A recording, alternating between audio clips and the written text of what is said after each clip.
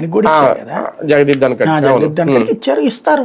వాళ్ళు ఏం ప్రాబ్లం ఏం లేదు అక్కడ, దాంట్లో ఫీల్ అవ్వాల్సింది ఏం లేదు అక్కడ.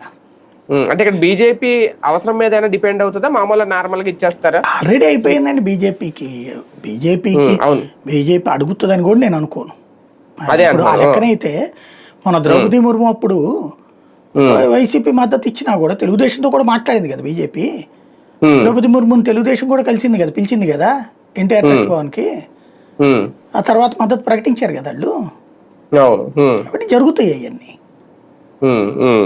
అదే సార్, ఫైనల్ గా అంతర్జాతీయంగా ఒక చర్చ, మోడీతో ట్రంప్ భేటీ మీద ఒక ఆసక్తికరమైన అంశాలు ఏమన్నా బయటకు వచ్చే అవకాశం ఉంటుందా రేపొద్దున?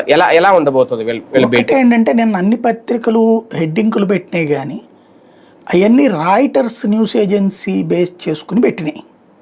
అంతేనా? రాయిటర్స్ వాడు యాక్చువల్గా యాంటీ ఇండియా వ్యవహరిస్తున్నాడు ఈ మధ్యన.